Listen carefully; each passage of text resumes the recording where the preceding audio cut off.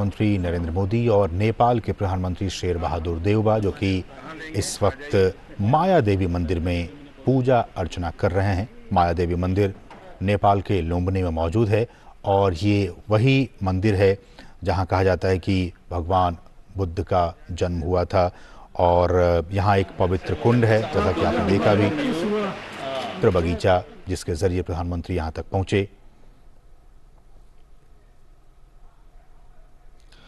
और अगर जैसा कि हमने कहा कि इस जगह को जो पुरातात्विक लिहाज से काफ़ी महत्वपूर्ण है और विश्व विरासत की सूची में इसे शामिल किया गया। बौद्ध आप गुरु को देख सकते हैं, वो प्रधानमंत्री को समझाते हुए कि इस जगह की क्या कुछ अहमियत है, क्या कुछ महत्ता है।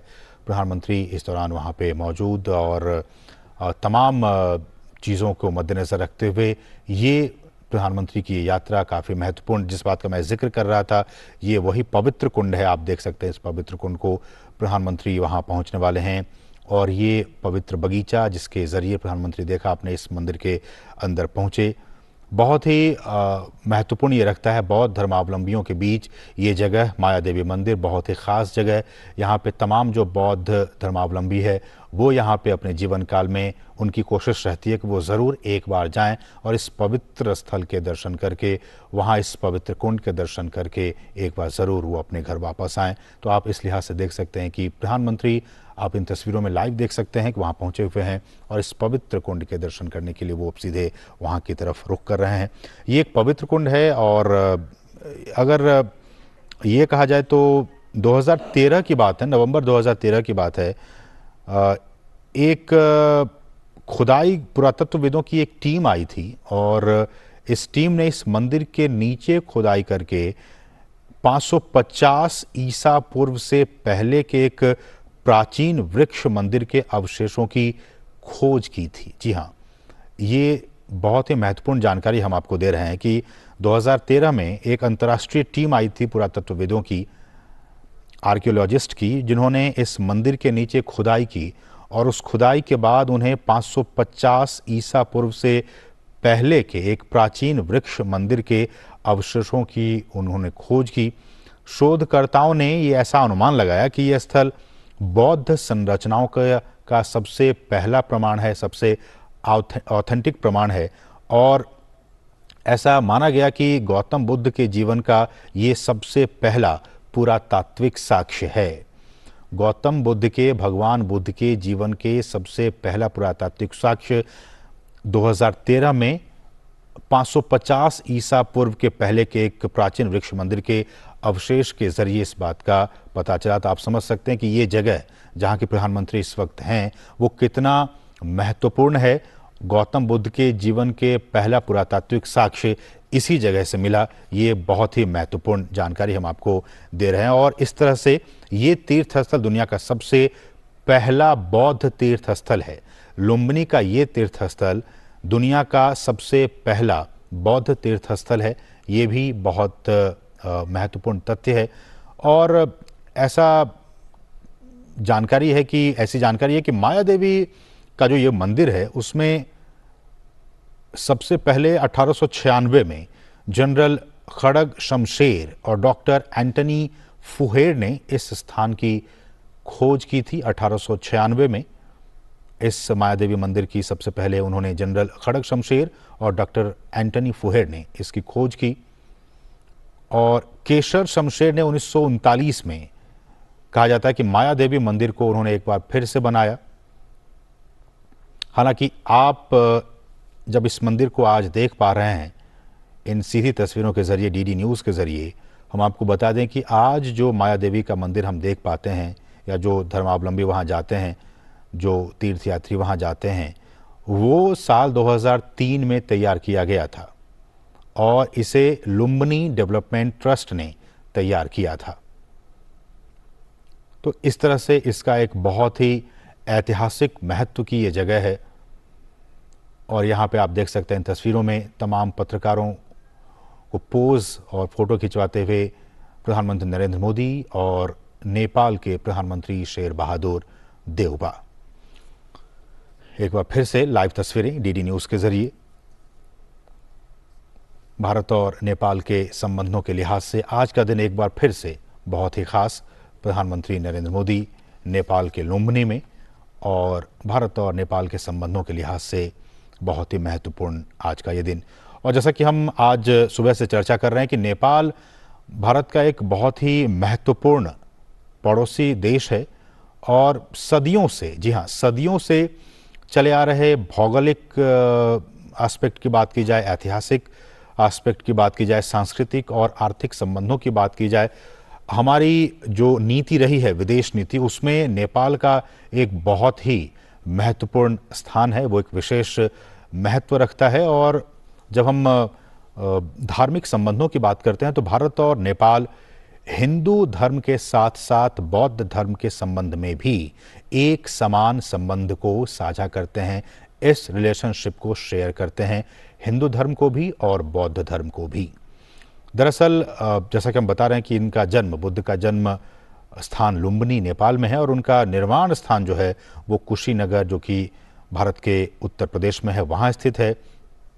और इन संबंधों की अगर आधार की बात की जाए तो साल 1950 में भारत और नेपाल के बीच में एक ट्रीटी हुई थी, एक एग्रीमेंट हुआ था, Bharat Indo Nepal friendship and peace treaty. और ये दोनों ही देशों के बीच जो संबंध हैं, जिस संबंधों को आज हम देख पा रहे हैं, जिस गर्माहट को हम और आप महसूस कर पा रहे हैं, ये उस संबंधों की बिसात है, उसकी नींव ये ट्रीटी कहीं ना कहीं है। और न सिर्फ दक्षिण बल्कि पूरे इस महाद्वीप में दोनों ही देशों के बीच बहुत ही दोस्ताना संबंध हैं और रणनीतिक संबंध भी हैं। सांस्कृतिक और धार्मिक क्षेत्र के लिहाज से, जैसा कि हम आपको बता रहे हैं कि दो प्रमुख धर्म, हिंदू धर्म और बौद्ध धर्म के लिहाज से इसके विकास और इसके आसपास एक सांस्कृतिक इतिहास भारत और नेपाल साझा करते हैं। और जैसा कि हमने कहा कि जन्म लुम्बिनी में हुआ और बाद में भगवान बुद्ध ज्ञान की खोज में वर्तमान में जो भारतीय क्षेत्र है बोध गया बिहार में, वहाँ आए और उन्हें वहाँ आत्मज्ञान की प्राप्ति हुई। बोधि वृक्ष के नीचे उन्हें ज्ञान की प्राप्ति हुई। बोध गया से भगवान बुद्ध और उनके अनुयायियों ने विश्व के कोने कोने तक इस बौद्ध धर्म को पहुंचाने का काम किया। धार्मिक प्रचार प्रसार में वो लगे रहे और विश्व के कोने कोने तक बौद्ध धर्म को पहुंचाने का काम किया।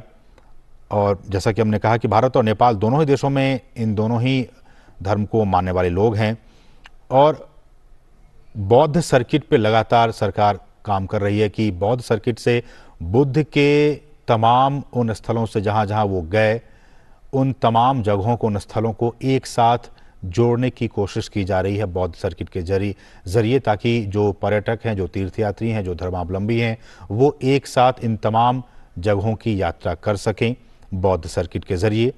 एक और दूसरा रामायण सर्किट, उसकी भी योजना है ताकि दोनों देशों के जो सांस्कृतिक और धार्मिक संबंध हैं उसको और भी मजबूत किया जाए। तो बौद्ध सर्किट के जरिए, रामायण सर्किट के जरिए दोनों ही देशों के संबंधों को और भी प्रगाढ़ और मजबूत करने की बात की जा रही है।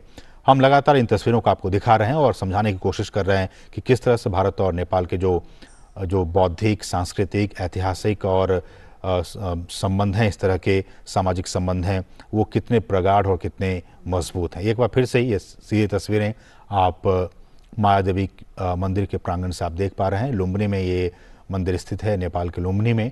और इन तस्वीरों में आप देख सकते हैं प्रधानमंत्री नरेंद्र मोदी और साथ ही साथ नेपाल के प्रधानमंत्री शेर बहादुर देउबा। जैसा कि हमने आपको बताया कि इस मंदिर का बहुत ही महत्वपूर्ण स्थान है बौद्ध धर्मावलंबियों के बीच में, क्योंकि हमने कहा कि 2013 में 550 ईसा पूर्व पहले के एक प्राचीन वृक्ष मंदिर के अवशेषों की खोज की गई और उसके बाद से जो वहाँ शोधकर्ता थे, जो आर्कियोलॉजिस्ट थे, उन्होंने ऐसा अनुमान लगाया कि यह स्थल बौद्ध संरचनाओं का सबसे प्रामाणिक प्रमाण है और ये बुद्ध के जीवन का पहला पुरातात्विक साक्ष्य भी है। और इसलिए ये तीर्थस्थल जो है दुनिया का सबसे पहला तीर्थस्थल के तौर पर इसे घोषित किया गया। और यहाँ पे बौद्ध धर्मावलंबी और बाकी जो लोग हैं वो भी आते हैं और यहाँ पे पूजा अर्चना वो करते हैं। मायादेवी मंदिर को, जैसे कि हमने कहा कि 1896 में जनरल खड़ग शमशेर और डॉक्टर एंटनी फुहेड ने इसकी खोज की और केशर शमशेर ने 1939 में माया देवी मंदिर को एक बार फिर से बनाया और 2003 में जो हम मंदिर अभी इस वक्त हम देख पा रहे हैं उसे 2003 में बनाया गया। लुम्बिनी डेवलपमेंट ट्रस्ट ने इसे तैयार किया। तो ये लगातार तस्वीरें और लगातार हम बात कर रहे थे अपने मेहमान के साथ भी, किस तरह से सामाजिक क्षेत्र की बात हो, सांस्कृतिक क्षेत्र की बात हो, धार्मिक क्षेत्र की बात हो, इन तमाम क्षेत्रों में भारत और नेपाल के संबंध काफ़ी महत्वपूर्ण रहे हैं। भारत और नेपाल की एक खुली सीमा है जो दोनों देशों के जो संबंध हैं उसकी विशिष्टता को, उसकी घनिष्ठता को दिखाने और समझाने के लिए काफ़ी महत्वपूर्ण है। ये बोधि वृक्ष, जैसा कि हमारे सहयोगी अश्विनी बता भी रहे थे कि ये वो बोधि वृक्ष है जिसे कि भारत ने ही गिफ्ट के तौर पर नेपाल को दिया था। आज भारत और नेपाल के जो संबंध हैं उससे और भी ऊर्जा ये पाकर ये वृक्ष और भी पुष्पित और पल्लवित हो रहा है। बोधि वृक्ष में इस वक्त प्रधानमंत्री नरेंद्र मोदी उसे सींच रहे हैं। बोधि वृक्ष के नीचे ही भगवान बुद्ध को ज्ञान की प्राप्ति हुई थी बोध गया में, और गिफ्ट के तौर पर प्रधानमंत्री नरेंद्र मोदी ने इस बोधि वृक्ष को, जिसे कि इस वक्त वो सींच रहे हैं, प्रधानमंत्री नरेंद्र मोदी ने ही नेपाल को गिफ्ट के तौर पर दिया था। और ये वृक्ष भी काफ़ी बड़ा हो चुका है। जैसे ही भारत और नेपाल के संबंध काफ़ी घनिष्ठ और बड़े होते जा रहे हैं, आगे की तरफ बढ़ते जा रहे हैं, वैसे ही ये बोधि वृक्ष भी उन संबंधों को आत्मसात करते हुए ये भी आगे बढ़ने का काम किया जा रहा है।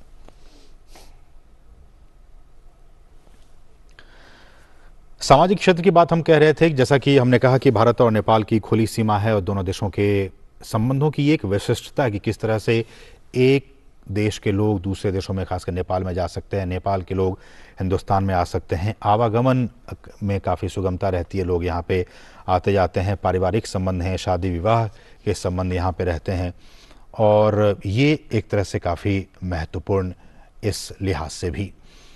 और इसलिए कहा जाता है कि भारत और नेपाल के जो संबंध हैं वो डिप्लोमेटिक और पॉलिटिकल लेवल के अलावा भी एक बेटी रोटी का जो संबंध है, रिश्ता है, वो इसे नाम दिया गया है भारत और नेपाल के संबंधों को।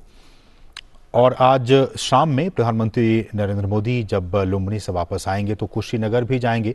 जैसा कि हमने कहा कि कुशीनगर में भगवान बुद्ध का जो महापरिनिर्वाण है वो स्थल है और वहाँ पे प्रधानमंत्री आज जाएंगे इस कार्यक्रम के बाद। अभी फिलहाल वो लुम्बिनी में है, माया देवी मंदिर के प्रांगण में आप इस वक्त देख पा रहे हैं। पूजा के दौरान ऐसा कहा जा रहा है कि कुशीनगर स्थित विभिन्न देशों के जो मोनेस्ट्री हैं, जो बुद्ध मंदिर हैं, उसके धर्मगुरु भी वहाँ पे मौजूद होंगे। और ये भी कहा कि बौद्ध धर्म के प्रवर्तक भगवान बुद्ध का आज ही के दिन जन्म हुआ था और आज देश विदेश में बैसाख बुद्ध पूर्णिमा के तौर पर आज का दिन ये मनाया जा रहा है। आज ही के दिन उनको ज्ञान की प्राप्ति भी हुई थी बोध गया में बोधि वृक्ष के नीचे, और आज ही के दिन बुद्ध पूर्णिमा के दिन ही वो उनका महापरिनिर्वाण हुआ था। इसलिए इसे त्रिविध पावनी भी कहा जाता है। तीनों ही चीज़ें, उनका जन्म, उनका महापरिनिर्वाण और उनकी ज्ञान की प्राप्ति, इसलिए इसे त्रिविध पावनी कहा जाता है। और जैसा कि हमने आपको कुछ देर पहले दिखाया भी था कि जो बौद्ध भिक्षु हैं, जो बौद्ध लामा हैं, ये देखिए वो आगंतुक पुस्तिका है। प्रधानमंत्री नरेंद्र मोदी माया देवी मंदिर के प्रांगण में हैं और जैसा कि हमें दिखाया कि उन्होंने पूजा अर्चना की, वो उस पवित्र कुंड के पास भी गए, उन्होंने बोधि वृक्ष में पानी डालने का भी, सींचने का भी काम किया, और इस वक्त आगंतुक पुस्तिका में अपने दिल की बातों को, अपने मन की बातों को उसमें प्रकट करते हुए कि किस तरह से उनकी ये यात्रा और यहाँ आने के बाद उन्होंने कैसा महसूस किया, इस बात को वो दर्ज करते हुए अपने दिल की भावनाओं को कलम के जरिए कागज पर उकेरते हुए।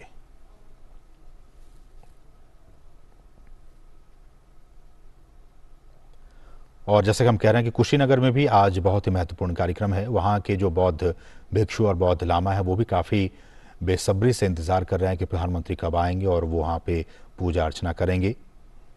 इस वक्त हालांकि प्रधानमंत्री नरेंद्र मोदी लुम्बिनी में, जो कि नेपाल में है, लुम्बिनी में मौजूद, और भगवान बुद्ध का ये जन्म स्थल लुम्बिनी माया देवी मंदिर में उन्होंने पूजा अर्चना की और अपने उद्गार व्यक्त करते हुए, अपने उद्गार प्रकट करते हुए कागज़ पे प्रधानमंत्री ने आगंतुक पुस्तिका में अपनी मन की बात, दिल की बातें लिखी।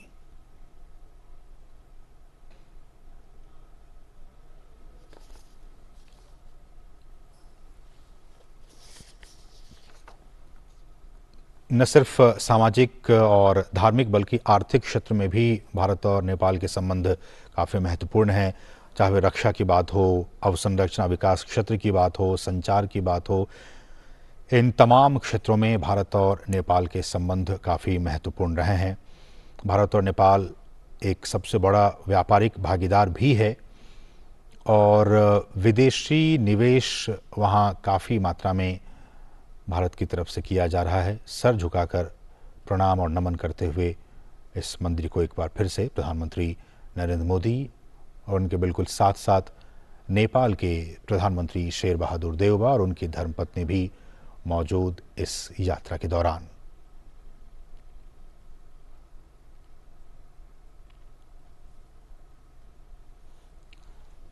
और जैसा कि हम चर्चा भी कर रहे थे कि जब बीते सालों में प्रधानमंत्री नेपाल की यात्रा पर गए थे, उन्होंने एक हिट का फॉर्मूला दिया था, HIT, हाईवेज, इंफॉर्मेशन वेज और टेक्नोलॉजी ट्रांसमिशन वेज। किस तरह से भारत और नेपाल, जैसा कि हम चर्चा भी कर रहे थे, हाइड्रो इलेक्ट्रिक के क्षेत्र में दोनों ही देश काफ़ी एक दूसरे की सहयोग कर रहे हैं। हम जानते हैं कि हिमालय से कई सारी नदियाँ निकलती हैं। उन नदियों के ज़रिए उस पानी का सदुपयोग भारत और नेपाल कैसे कर सकते हैं। हाइड्रो इलेक्ट्रिक एक बहुत बड़ा क्षेत्र है। भारत जब कह रहा है कि हम 2070 तक एक कार्बन न्यूट्रल देश बनना चाहते हैं, कार्बन न्यूट्रल बनने के लिए एक सबसे जो एक बिग डिपेंडेंसी होनी चाहिए वो रीन्यूएबल एनर्जी पर होनी चाहिए। और रीन्यूएबल एनर्जी में जो सबसे अहम स्थान होता है भारत और नेपाल के बीच में, वो हाइड्रो इलेक्ट्रिक है। और हाइड्रो इलेक्ट्रिक पर भारत और नेपाल के बीच में कई सारे ऐसे परियोजनाएं हैं जिस पर दोनों ही देश मिलकर काम कर रहे हैं। पंचेश्वर परियोजना हो, अरुण परियोजना हो, इन तमाम परियोजनाओं पर लगातार भारत और नेपाल काम कर रहे हैं। अभी हमने देखा बीते महीने में जब नेपाल के प्रधानमंत्री शेर बहादुर देउबा भारत आए थे तो किस तरह से हाइड्रो इलेक्ट्रिक के क्षेत्र में एग्रीमेंट्स हुए थे। भारत और नेपाल के बीच जो रेल सेवा है, हम जब कनेक्टिविटी की बात करते हैं उस पर बहुत सारे एग्रीमेंट्स हुए, उसको कार्यान्वित भी किया गया। इन तमाम क्षेत्रों में भारत और नेपाल के संबंध लगातार आगे बढ़ते जा रहे हैं। संचार की बात आ जाती है तो हम जानते हैं कि नेपाल जो एक लैंड लॉक्ड कंट्री है, एक भू आबद्ध देश है, लैंड लॉक्ड कंट्री है जो कि 3 तरफ से हिंदुस्तान से और एक तरफ से तिब्बत से घिरा हुआ है, लैंड लॉक्ड कंट्री है। इसलिए यहाँ पे इन चुनौतियों को पार पाते हुए भारत ने अपने मदद का हाथ हमेशा से बढ़ाता आया है। और भारत और नेपाल ने अपने नागरिकों के बीच संपर्क को बढ़ाने और आर्थिक वृद्धि और विकास को बढ़ावा देने के लिए लगातार कनेक्टिविटी पर काम किया है। और इन तस्वीरों में आप देख सकते हैं वहाँ से, इस कार्यक्रम स्थल से अब प्रधानमंत्री वहाँ से रवाना होने जा रहे हैं। ये लुम्बिनी की आप तस्वीरें देख पा रहे हैं। तो अभी आपने देखा किस तरह से प्रधानमंत्री वहाँ पे माया देवी मंदिर जाकर प्रधानमंत्री ने पूजा अर्चना की। और वहाँ पे जो बौद्ध धर्म के मतावलंबी हैं वो यहाँ पे हर साल आते हैं और यहाँ पूजा अर्चना करते हैं। और ये जो जगह है वो यूनेस्को की जो वर्ल्ड हेरिटेज साइट है उसमें भी इसे शामिल किया गया है। और हमने तस्वीरों में आपको दिखाया उस पर